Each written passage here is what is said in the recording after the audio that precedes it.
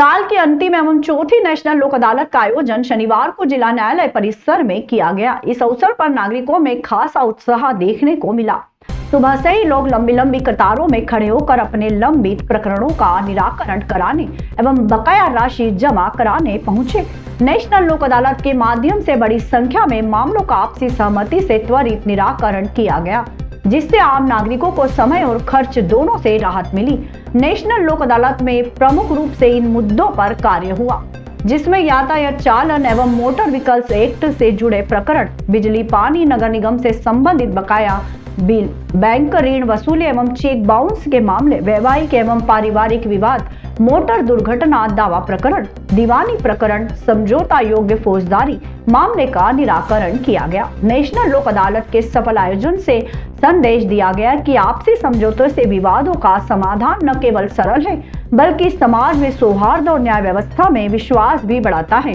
लोक अदालत की विशेष पहल के तहत पर्यावरण संरक्षण को बढ़ावा देने के उद्देश्य से अदालत में शामिल होने वाले सभी लोगों को निःशुल्क पौधों का वितरण भी किया गया।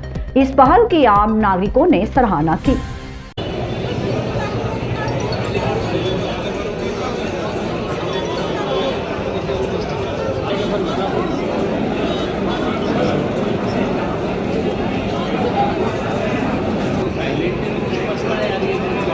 वर्ष की अंतिम लोक अदालत 2025 की आयोजित हो रही है, चौथी और एवं अंतिम। ये माननीय राष्ट्रीय विधिक सेवा प्राधिकरण एवं राज्य विधिक सेवा प्राधिकरण के मार्गदर्शन में तथा प्रधान जिला न्यायाधीश महोदय श्री पीसी गुप्ता सर के निर्देशन में आयोजित की जा रही है संपूर्ण उज्जैन जिले के अंतर्गत। इस हेतु हमारे द्वारा 54 खंडपीठें जिले के अंतर्गत बनाई गई हैं, जो लंबित एवं प्री लिटिगेशन मामलों का निराकरण करेंगी। इसमें मुख्य रूप से प्री लिटिगेशन में अपने नगर निगम के मामले, विद्युत के और अपने बैंक वगैरह के जो रिकवरी मामले हैं वो सम्मिलित है। लंबित मामलों में 2112 मामले हमने रखे हैं, जो लंबित मामले हैं जिनका निराकरण लोक अदालत में संभव है। इस पर शमनी प्रकार के मामले होते हैं, विभिन्न प्रकार के मामले हैं, जैसे कि MSCT मामले, धारा 138 नेगोशिएबल इंस्ट्रूमेंट एक्ट मामले, जो 138 के चेक बाउंस के मामले कहते हैं आमतौर पर हम। उसके बाद में पारिवारिक विवाद हो गए, शमनी दंडिक मामले हो गए जिनमें शमन हो सकता है। इस प्रकार से मोटा मोटा 2112 मामले हमने रखे हैं, रेफर किए हैं, जिनकी संख्या और बढ़ेगी अभी। और प्रयास यह है कि अधिक से अधिक संख्या में प्रकरणों का निराकरण हो, ताकि लोगों को सुलभ एवं सस्ता न्याय प्राप्त हो और उनके द्वारा दी गई कोर्ट फीस भी उसमें वापस हो जाती है और केस उनके शर्तों अनुसार वापस जो भी निराकरण हो जाता है इसका, और समय भी नहीं लगता और इसकी कोई अपील भी नहीं होती, तो इसके बहुत सारे फायदे हैं। उज्जैन के पवासा रोड क्षेत्र में रहने वाले युवक की संदिग्ध परिस्थितियों में मौत के बाद परिजनों ने नशा मुक्ति केंद्र पर गंभीर आरोप लगाए हैं। मृतक युवक का नाम हरीश निर्मल है, जो शराब की लत से ग्रसित था। परिजनों के अनुसार हरीश को इलाज के उद्देश्य से नवमानस नशा मुक्ति केंद्र में भर्ती कराया गया था। परिजनों का आरोप है कि नशा मुक्ति केंद्र में रहते हुए हरीश की अचानक तबीयत बिगड़ गई। इस दौरान केंद्र से 2 लोग उनके घर पहुंचे और बताया कि हरीश को इलाज के लिए आरटी गाड़ी मेडिकल कॉलेज ले जाया जा रहा है। जब परिजन अस्पताल पहुंचे तो उन्हें पता चला कि हरीश की पहले ही मौत हो चुकी है। इसके बाद शव को परिजनों के सुपुर्द कर दिया गया। परिजनों के अनुसार अंतिम संस्कार की तैयारियों के दौरान जब हरीश के कपड़े बदले गए तो उसके शरीर पर कई जगह गंभीर चोटों के निशान पाए गए।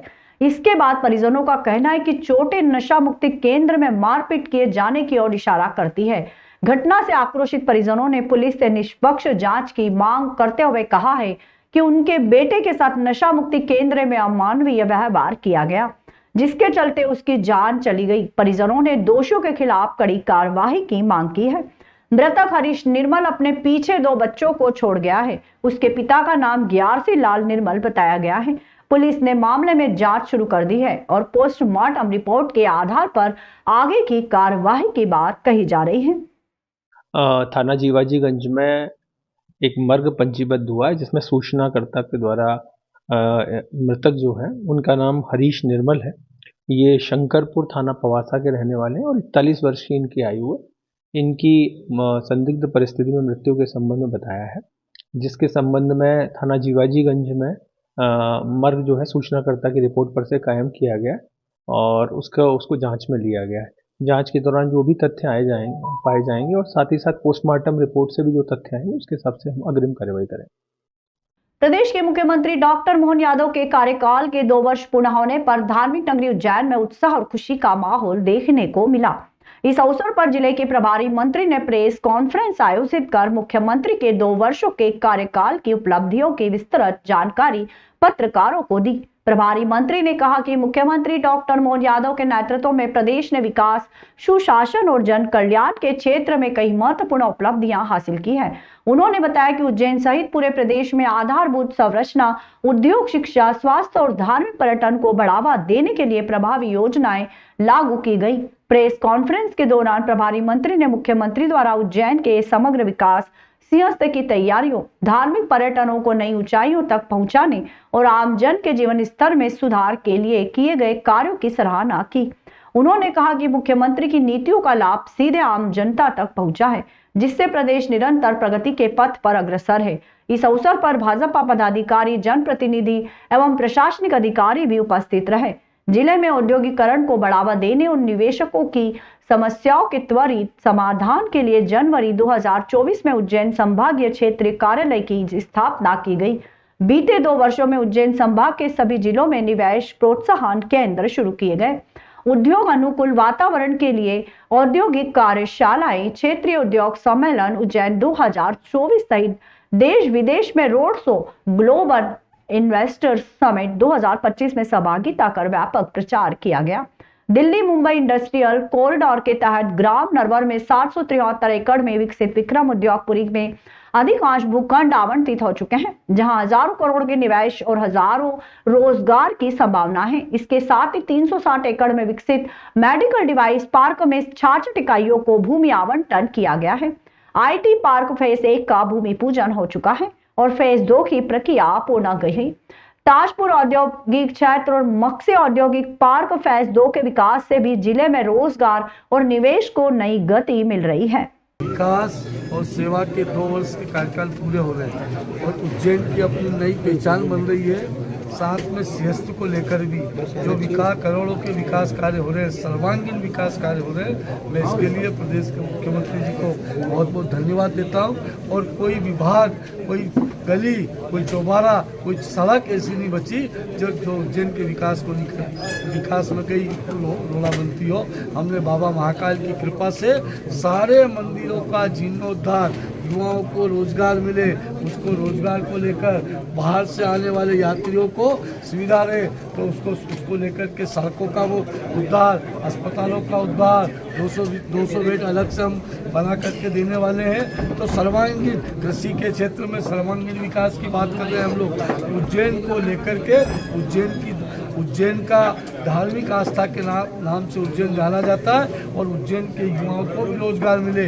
हम कह रहे दिहाड़ी मजदूर करने से लेकर के तो होटल होटल वालों को भी पर्याप्त रोजगार मिले, उसकी योजना हमारे यशस्वी मुख्यमंत्री डॉक्टर मोहन यादव जी ने हर क्षेत्र में ली है। और उज्जैन को लेकर के विक्रमादित्य घड़ी का विमोचन माननीय प्रधानमंत्री जी से करा के दुनिया को नई चीज हम दिखा रहे हैं, ढोकला जैसा। और साथ में राम पदगमन और भगवान श्री कृष्ण के जहाँ चरण पड़े उनका उद्धार करने का काम भी हमने किया है। देश के सभी मंदिरों का उद्धार करने का संकल्प भी हमने लिया है।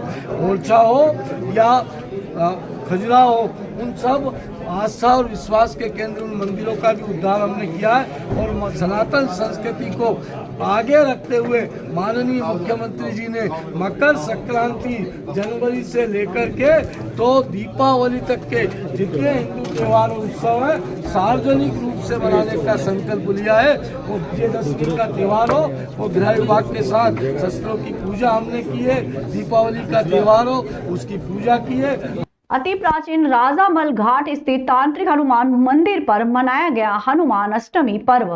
पुराने शहर स्थित वाल्मीकि धाम के समीप अति प्राचीन राजामल घाट स्थित तांत्रिक हनुमान मंदिर पर 2 दिवसीय हनुमान अष्टमी पर्व धूमधाम से मनाया गया। जानकारी देते हुए पुजारी राजेश गुरु ने बताया कि प्रति वर्षानुसार इस वर्ष भी 2 दिवसीय हनुमान अष्टमी का पर्व मनाया गया, जिसमें सप्तमी को बाबा तांत्रिक हनुमान जी का महाअभिषेक कर चोला श्रृंगार किया गया। वहीं हनुमान अष्टमी के पर्व पर सुबह पूजन पाठ कर बाबा को भोग लगाकर भंडारे का आयोजन किया गया। आयोजन में शहर की कई नामी ग्रामीण हस्तियां पहुंची। पुजारी ने आगे जानकारी देते हुए बताया कि पूर्व में संक्रांति पर यहाँ मेले का आयोजन होता था, जो घाटों की दुर्दशा के कारण अब बंद हो गया है। यहाँ संक्रांति पर नहान करने से प्रयागराज का पुण्य मिलता है। ऐसे जाने कितने घाट उज्जैन में स्थित है, जिसकी गरिमा और महत्व को देखते हुए मध्य प्रदेश के मुख्यमंत्री और उज्जैन के बेटे डॉक्टर मोहन यादव ने संज्ञान में लेकर 28 किलोमीटर तक के शिप्रा के घाटों का पुनः निर्माण किया जा रहा है। घाटों को खोई हुई महत्ता को आगे बढ़ाया जा रहा है। वहीं राजामल घाट का उल्लेख करते हुए बताया कि मंदिर एक किले की दीवार की सुरक्षा जैसा बना है, जो राजा नल और नील ने स्थापित किया था। आसपास शमशान है। पुराने काल में 2 ही शमशान उज्जैन में हुआ करते थे, एक ओखलेश्वर शमशान और एक राजामल घाट शमशान। तांत्रिक हनुमान जी का मंदिर यहाँ पर बड़ा प्राचीन है। यहाँ आकर मन्नत मांगने से बाबा सब विपत्तियां दूर करते हैं।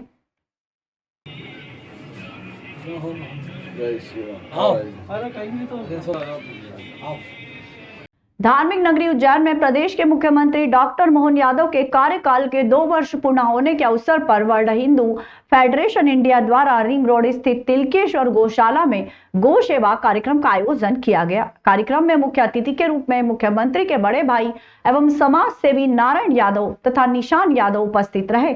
संगठन के प्रदेश महामंत्री रोहित मित्तल ने जानकारी देते हुए बताया कि मुख्यमंत्री डॉक्टर मोहन यादव के 2 वर्ष का कार्यकाल पूर्ण होने की खुशी में संगठन द्वारा गौमाता को चारा खिलाकर उनकी सेवा की गई तथा मुख्यमंत्री की लंबी उम्र और सफल व जनहितकारी कार्यकाल की कामना की गई।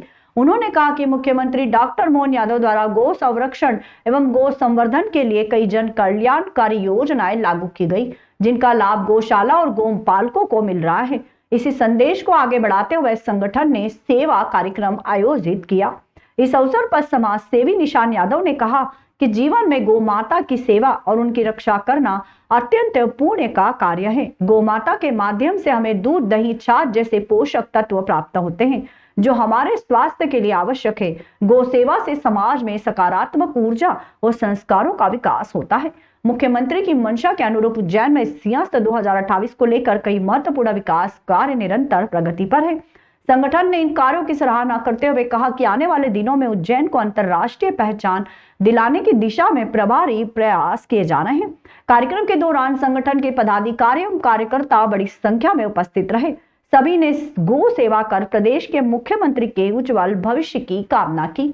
इस मौके पर निशान यादव, प्रदेश अध्यक्ष संजय अग्रवाल, अशोक जैन, मुन्ना सरकार, अशोक कोठारी, हेमंत पांचाल, मनीष परसवानी, उदित बड़जात्या, राजेश जैन, प्रतीक चौधरी, अमित शैलेंद्र जैन, अंबर जैन, दिलीप यादव, हरीश रवि दरबार, योगेश भाया कालू, माली पंकज जूतिया, अजय राय, सुशील कटवाल, लड्डू गुरु, प्रताप खत्री, मनोज चौरसिया, अजय यादव आदि सभी लोग बड़ी संख्या में उपस्थित थे।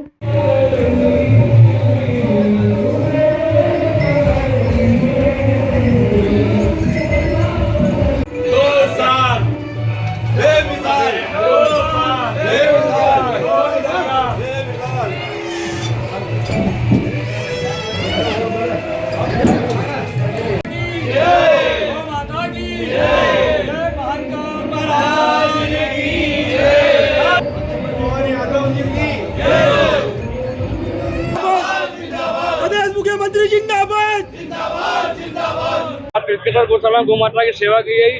माननीय जी के भतीजे श्री निशान यादव जी के नेतृत्व में आज हमारे यहाँ प्रोग्राम भंडारा रखा है। सुंदरकांड चल रहा है और माननीय जी से भगवान से प्रार्थना करता है कि भगवान उनको आगे ले जाए। तो बहुत बढ़िया गौ माता के भाव है उनके।